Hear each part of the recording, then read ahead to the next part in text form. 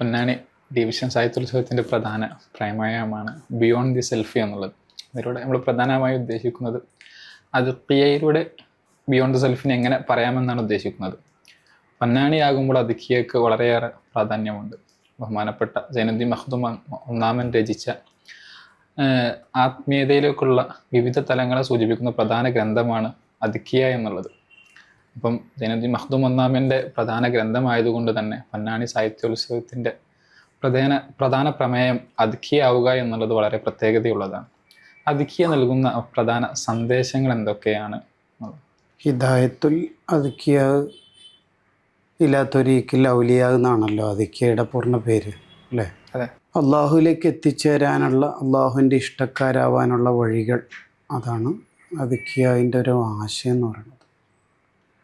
ഏതൊരു മനുഷ്യനും ആഗ്രഹമുള്ളൊരു കാര്യമായിരിക്കും എനിക്കൊന്ന് അള്ളാഹുലേക്ക് എത്തണം എന്നുള്ളത്. അള്ളാഹുവിലേക്ക് എത്തുക എന്ന് പറഞ്ഞാൽ അള്ളാഹുവിൻ്റെ പൊരുത്തം ലഭിക്കുക. അള്ളാഹുവിൻ്റെ പൊരുത്തം ലഭിക്കലാണ് ലോകത്തൊരു മനുഷ്യന് കിട്ടുന്ന ഏറ്റവും വലിയ കാര്യം. സ്വർഗത്തിനേക്കാൾ ടോപ്പ് അതാണ്. വരിളുവാനും മിനല്ലാഹി അക്ബർ. അതുകൊണ്ടാണ് സ്വർഗ്ഗക്കാർ സ്വർഗത്തിൻ്റെ ആസ്വാദനങ്ങളിലൊക്കെ ഏർപ്പെട്ടുകൊണ്ടിരിക്കുമ്പോൾ അള്ളാഹുക്കും സാറ്റിസ്ഫൈഡ് ആയോ? ഓ, സാറ്റിസ്ഫൈഡായി. എന്നാൽ ഇതിനേക്കാൾ ടോപ്പ് ഞാനൊന്ന് തരട്ടെ. അതെന്താണ് റബ്ബേ? റിളായ, എൻ്റെ തൃപ്തി. അപ്പോൾ അള്ളാഹുവിൻ്റെ തൃപ്തിയിലേക്ക് എത്തുക, അങ്ങനെ ഒരു ജീവിതം നയിക്കുക എന്നുള്ളത് ഏതൊരു മനുഷ്യൻ്റെയും ആഗ്രഹം എന്ന് മാത്രമല്ല, അതിനുവേണ്ടിയാണ് ഈ മനുഷ്യന്മാർ മുഴുവനും അധ്വാനിക്കുന്നതും മെനക്കെടുന്നതും. ഓട്ടപ്പാച്ചില്ല അതിനു വേണ്ടിയാണ്. അപ്പോൾ ആ വഴികളെ വളരെ കൃത്യമായിട്ട് ഏതൊരു മനുഷ്യനും മനസ്സിലാവുന്ന രീതിയിൽ സ്റ്റെപ്പ് ബൈ സ്റ്റെപ്പായിട്ട് പറയുന്ന ഒരു വളരെ മനോഹരമായ കവിത ആണ് അതുക്കിയ എന്ന് പറയുന്നത്. പ്രധാനമായിട്ടും അതുക്കിയ നമ്മുടെ മുന്നിൽ ആദ്യം തന്നെ വെക്കുന്ന ഒരു പ്ലാറ്റ്ഫോം എന്താണെന്ന് പറഞ്ഞാൽ ശരീഅത്തിൻ്റെ നിയമം അനുസരിക്കുക എന്നുള്ളതാണ് പ്രധാനം. അതില്ലാതെ വേറെന്തെങ്കിലുമൊക്കെ ത്വരീഖത്ത് എന്ന പേരിൽ നടക്കുന്നതെല്ലാം തീർത്തും അബദ്ധമാണ്, വ്യാജമാണ് എന്ന് നമുക്ക് ആദ്യം തന്നെ അതുക്കിയയുടെ ആദ്യ പേജ് തന്നെ ബോധ്യപ്പെടുത്തുന്ന കാര്യമാണ്.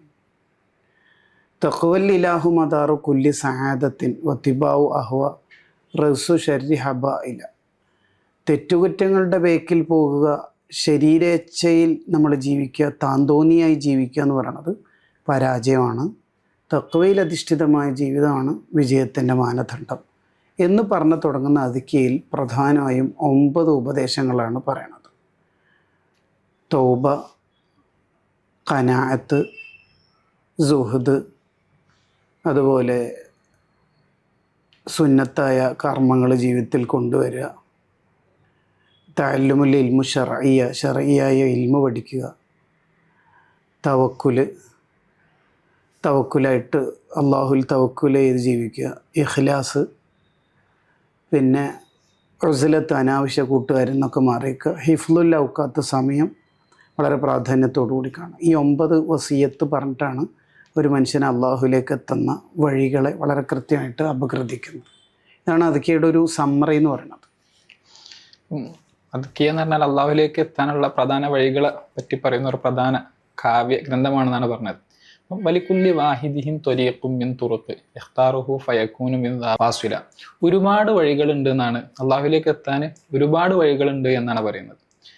അതെങ്ങനെ ഒരു വഴി ഉണ്ടാവുക എന്നുള്ളതല്ല നല്ലത്, എങ്ങനെ ഒരുപാട് വഴികൾ എങ്ങനെയാണ് ഉണ്ടാകുന്നത് എന്ന് പറഞ്ഞാൽ ലോകത്ത് 360 നന്മ ഉണ്ട് സ്വർഗത്തിലെത്താൻ.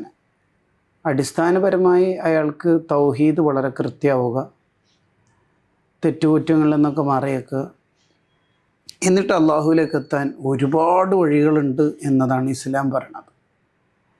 ഇപ്പോൾ ഉദാഹരണത്തിന് തന്നെ എല്ലാവർക്കും എല്ലാ നന്മയിലും ഭയങ്കര ടേസ്റ്റ് ഉണ്ടായിക്കൊള്ളണമെന്നില്ല. ഉദാഹരണം പറഞ്ഞാൽ സുന്നത്ത് നോമ്പ് എടുക്കാൻ പറ്റാത്ത ആൾക്കാരുണ്ടാവും, അവരുടെ ഫിസിക്കലി ബുദ്ധിമുട്ടുള്ളവരുണ്ടാവും. ഒരുപാട് ഉറക്കൊഴിഞ്ഞ് ഇബാദത്ത് ചെയ്യുക എന്ന് പറയുന്നത് പോസിബിൾ ആവാത്ത ആൾക്കാരും ഉണ്ടാവും. അവരിലേക്കും അള്ളാഹിലേക്ക് എത്തണ്ടേ, അവർക്കും എത്തണമല്ലോ. അപ്പോൾ വഴി കുറേ ഉണ്ടാവണമല്ലോ. അത് എളുപ്പമാർഗ്ഗമാണെന്ന് അർത്ഥം.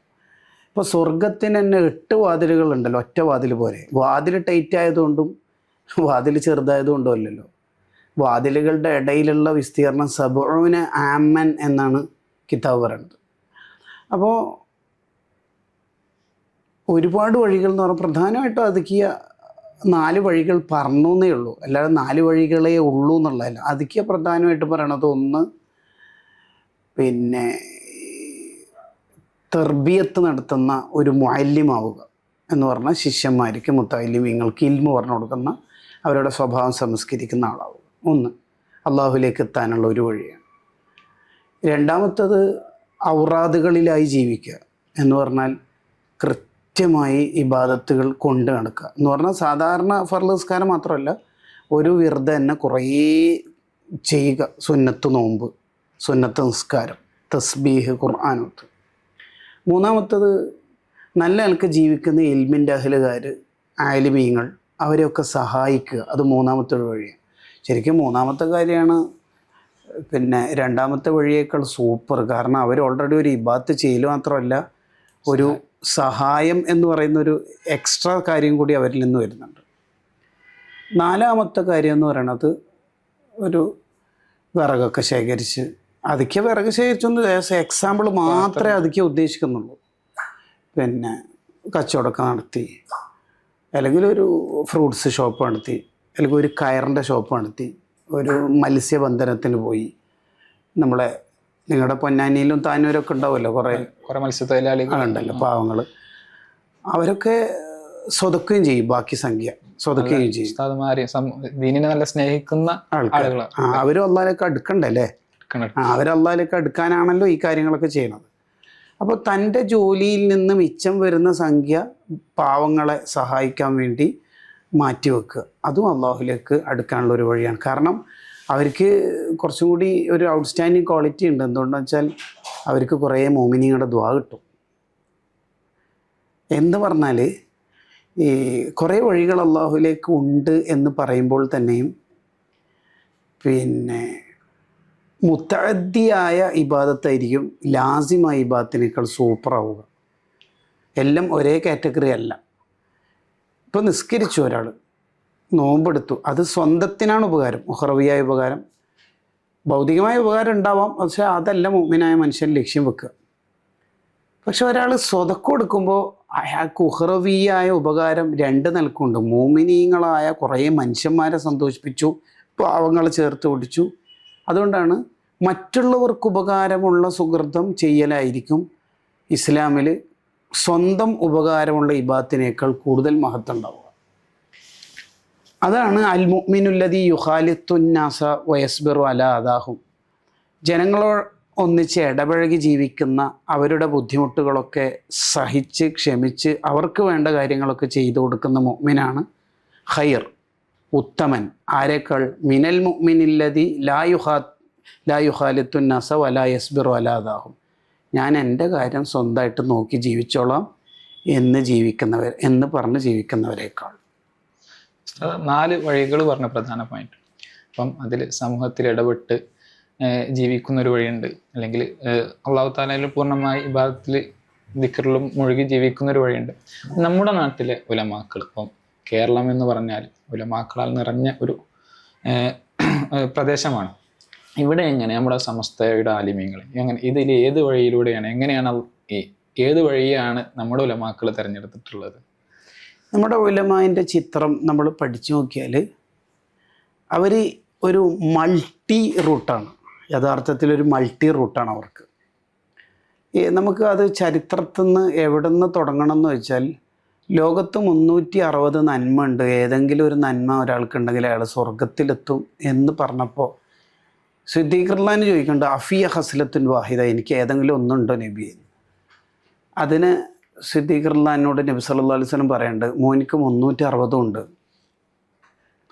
അതുകൊണ്ടാണ് സ്വർഗവാതിലൂടെ ഓരോ നന്മക്കാർ ഓരോ വാതിലൂടെ പ്രവേശിക്കുക. ഉദാഹരണം പറഞ്ഞാൽ റയ്യാൻ, ബാബു റയ്യാൻ, യുദ് അൽ ബാബു ബിർ റയ്യാൻ എന്ന് കവിതയിൽ കാണാം. നോമ്പുകാരെയാണ് വിളിക്കുക.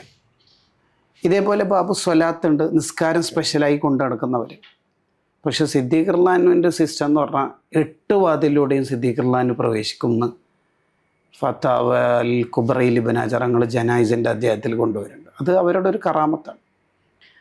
അപ്പോൾ ആ വഴിയാണ് നമ്മുടെ ഉലമാ സ്വീകരിച്ചു പോരുന്നത്. ഒറ്റ വഴി, ഞാനേതായാലും ഈ നന്മയിൽ എൻഗേജ് ആയല്ലോ അതുകൊണ്ട് ഇത് മതി എന്നവർ ചിന്തിക്കില്ല. ഇപ്പോൾ താജുൽ ഉലമ ഉള്ളാൾ തങ്ങളെ എടുത്ത് പരിശോധിച്ചാൽ താജുൽ ഉലമ ഈ 90 വയസ്സ് പിന്നിട്ടിട്ടും ദീർഘമായ നേരം വിത്തർ നിസ്കരിക്കും, 11 റക്അത്ത്. 16-ാം വയസ്സ് മുതൽ 90 വയസ്സ് പിന്നിട്ട കാലം വരെ വിത്തർ 11 നിസ്കരിക്കുന്ന താജുൽ ഉലമ 2 ദിവസം കൂടുമ്പോൾ ഒരു ഖത്മ ഓതി തീർക്കും റമദാനിൽ. ഒരു റമദാൻ കഴിയുമ്പോൾ 15 ഖത്മ പൂർത്തിയാക്കണത്.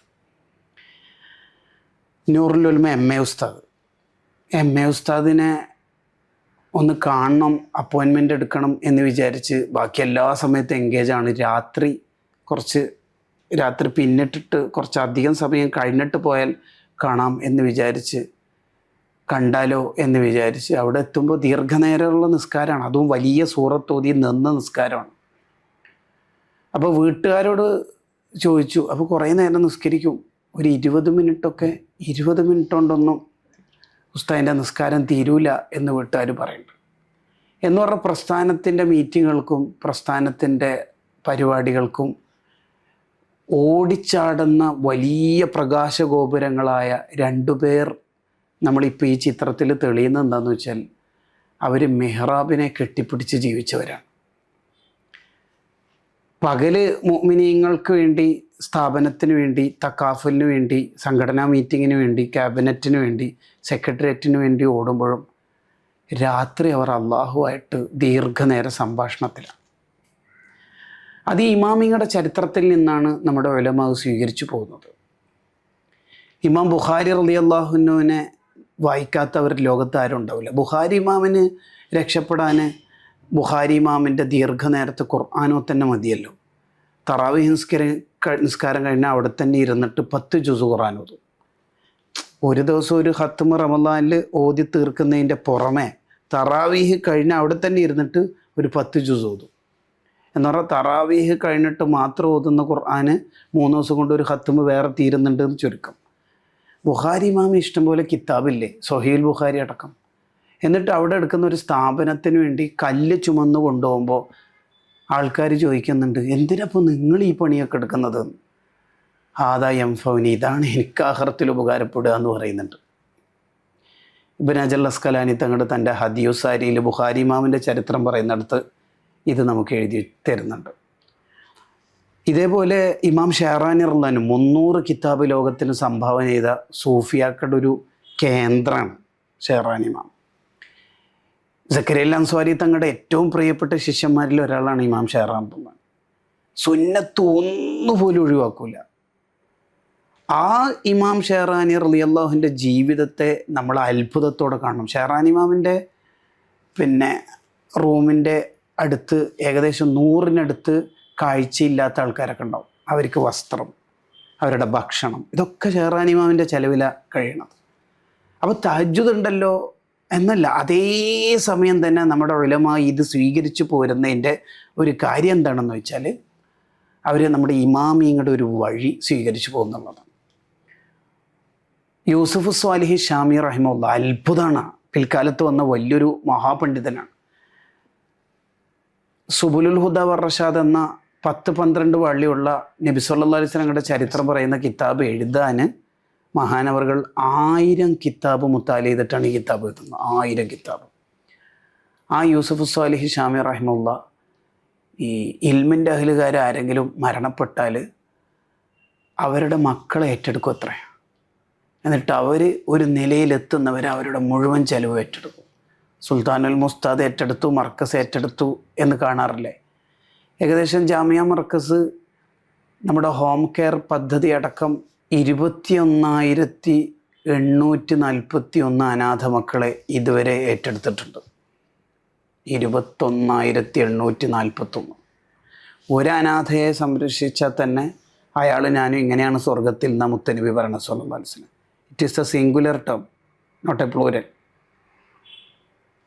അപ്പോൾ സുൽത്താനുൽ മുസ്താദിൻ്റെ ഒക്കെ ജീവിതം എങ്ങനെയാണ് ഈ രൂപപ്പെട്ടതെന്ന് പറഞ്ഞാൽ ഇന്നലകളുടെ ചരിത്രമാണത്. അതാണ് യഥാർത്ഥ സൂഫി സരണി എന്ന് പറയുന്നത്. അതുക്കിയ പരിചയപ്പെടുത്തുന്ന എല്ലാ വഴികളെയും കൊണ്ട് നടന്നവരാണ് നമ്മുടെ ഇമാമിങ്ങൾ എന്ന് പറയുന്നത്. റാസൽ ഹൈമയിൽ വെച്ച് കൻസുലുൽമ ചിത്താരി ഉസ്താദിനെ അറസ്റ്റ് ചെയ്തൊരു സംഭവം ഉണ്ടായിരുന്നു. പിറ്റേന്ന് തന്നെ ICF പ്രവർത്തകർ ഇടപെട്ടിട്ട് റൂമിലെത്തിച്ചപ്പോൾ ചോദിച്ചു, ഉസ്താദ് എന്തുണ്ട് അവിടെ പോയിട്ട് അവസ്ഥ? ഒരു ഹത്തുമോദി തീർത്തു എന്നാണ് പറയണത്. അപ്പോൾ കിട്ടിയ സമയം ഹത്തുമോദി തീർക്കാനും ബാഗിൽ എപ്പോഴും ഉസ്താദിൻ്റെ ബാഗിൽ ഖുർആൻ ഉണ്ടാവും. എപ്പോൾ നോക്കിയാലും ഖുർആനൊത്ത് ഉസ്താദിൻ്റെ ഒരു ജീവിത ശൈലിയാണ് ഇഷ്ടം. ഉസ്താദിൻ്റെ വീട്ടിലേക്ക് ഒരു സഹോദരി വന്നിട്ട് എൻ്റെ വീട് ജപ്തി ചെയ്യപ്പെട്ടിട്ടുള്ളത്, എങ്ങനെയെങ്കിലും എന്നെ കൈച്ചലാക്കണം എന്ന് പറയുന്നുണ്ട്. അപ്പോൾ ഉസ്താദിൻ്റെ ഭാര്യ പറയുന്നുണ്ട് ഓറ് വരട്ടെ, ഓറ് വന്നാൽ തീരാത്ത പ്രശ്നമില്ല എന്നാണ് അതിൻ്റെ അർത്ഥം. പോറ് വരലോടുകൂടി ഉസ്താദ് ഏകദേശം 4 ലക്ഷം രൂപ പ്ലസ് ഇടപെട്ട് കൊടുത്ത് രക്ഷപ്പെടുത്തുന്നത് നമുക്ക് വായിക്കാൻ പറ്റും. ഇതാണ് ശരിക്കും പറഞ്ഞാൽ നമ്മുടെ ഉസ്താദുമാരുടെ ഒരു വഴി എന്ന് പറയുന്നത്. അപ്പം അദ്ഖിയയിലൂടെ ബിയോണ്ട് സെൽഫ് സ്വന്തം താല്പര്യങ്ങളെ മാറ്റിവെച്ചിട്ട് സമൂഹത്തിന് വേണ്ടി ജീവിതം മാറ്റിവെച്ചൊരു ഒരു വലിയ വിഭാഗം തന്നെയാണ് നമ്മളെ പണ്ഡിതന്മാരെ എന്നാണ്. അതായത് ബിയോണ്ട് ദ സെൽഫ് എന്നുള്ളത് ഏറ്റവും വലിയ ഉദാഹരണമായിട്ട് നമ്മളെ ഉസ്താദുമാരെ തന്നെ ഷുവറല്ലേ കാണാൻ പറ്റുന്നത് എന്ന് പറഞ്ഞാൽ മാത്രമല്ല, ഇസ്ലാം എന്ന് പറഞ്ഞാൽ തന്നെ ബിയോണ്ട് ദി സെൽഫ് അല്ലേ. ഈ ഹിയാഉലുമുദ്ദീനും ഈ അദ്ഖിയയും ഈ റിസാലത്തുൽ കുശേരിയും ഈ അവാരിഫുൽ മാരിഫും ഈ കിതാബുകളും മുഴുവൻ എഴുതിയത് നമ്മൾ ഒഴിവാക്കൂ. ദബഹുൻ നഫ്സ് എന്നാണ് സൂഫി ടേമിൽ അതിനെപ്പറ്റി പറയാം. സ്വന്തത്തെ അറുത്ത് കളയുക. ഹത്തിം സ്വനമക്ക് വക്കുൻ ഇന്ദ നഫ്സിക്ക സഗീറ. നിൻ്റെ ഉള്ളിൽ ഞാൻ എന്ന് പറയുന്നൊരു ബിംബമുണ്ട്, അതിനെ പൂജിക്കുന്ന പരിപാടി നിർത്തി വെക്കുക. എന്നിട്ട് വക്കുൻ ഇന്ദ നഫ്സിക്ക സഗീറ. ബാക്കിയുള്ളവരെ നിന്നെക്കുറിച്ച് എന്ത് വിചാരിക്കും എന്നുള്ളതല്ല, നീ ഉള്ളിൽ ചെറുതാവണം. ഇതാണ് സംഭവം. അതുകൊണ്ടാണ് യർമൂക്കിൻ്റെ രണാങ്കണത്തിൽ ഷഹീദാവാനിരിക്കുന്ന ഘട്ടത്തിൽ ചുണ്ടിനോട് ചേർത്ത് വെച്ചിരിക്കുന്ന വെള്ളത്തിൻ്റെ പാത്രം രക്തം വാർന്നൊഴുകുന്നു. വെള്ളം കുടിക്കാനുള്ള അതിയായ ആഗ്രഹം, ജീവിതത്തിലെ അവസാന ഘട്ടം, ചക്രശ്വാസം വലിക്കുന്ന നിമിഷം. അപ്പോൾ ദാഹത്തിൻ്റെ അങ്ങേയറ്റം, ഒരു മനുഷ്യൻ അനുഭവിക്കുന്ന ദാഹത്തിൻ്റെ അങ്ങേയറ്റമാണത്. ആ സമയത്ത് ആ സ്വഹാബിയുടെ ചെവിയിൽ ചെറിയൊരു ശബ്ദം വരുന്നുണ്ട്, അൽമാ, വെള്ളം എന്നാരോ ചോദിക്കുന്നുണ്ടോ എന്ന്. അപ്പുറത്തേക്ക് കൊടുക്കാൻ പറയുന്നുണ്ട്. ആ സ്വഹാബി അപ്പുറം. തിരിച്ചു വരുമ്പോഴേക്കും 3 ആളും ഷഹീദാകുന്നുണ്ടല്ലോ. വെള്ളത്തിൻ്റെ പാത്രം ഇപ്പോഴും അവിടെ തന്നെ ഉണ്ട്. ഈ ഒരു ഗ്ലാസ് വെള്ളം കൊണ്ട് ലോകത്തിൻ്റെ മുഴുവൻ ആത്മീയ ദാഹം തീർക്കുകയായിരുന്നു ഈ 3 ആൾക്കാരും. ഇന്ന് നമ്മൾ ഈ പൊന്നാനി ഡിവിഷൻ സാഹിത്യോത്സവൻ്റെ തീം ബിയോണ്ട് ദി സെൽഫ് എന്ന പ്രമേയം ചർച്ച ചെയ്യുമ്പോൾ യർമൂക്കിലേക്ക് നമ്മൾ തിരിച്ചു പോകുന്നത് ആ മഹാന്മാർ അവർക്ക് വേണ്ടി ജീവിച്ചില്ല എന്നതുകൊണ്ടാണ്. അതാണ് അതിൻ്റെ ഒരു കാര്യം. അപ്പോൾ ഈ ലോകത്ത് ഖുർആനും ഹദീസും സ്വഹാബത്തിൻ്റെ ചരിത്രവും ആത്മീയ ഗ്രന്ഥങ്ങളും എല്ലാം പറയണത് നമുക്ക് വേണ്ടി ജീവിക്കുക എന്ന് പറയുന്നതിൻ്റെ അർത്ഥം മറ്റുള്ളവർക്ക് വേണ്ടി ജീവിക്കുമ്പോഴാണ് സാർത്ഥകമാവുന്നത്. ഇതാണ് അതിൻ്റെ ഒരു കാര്യം.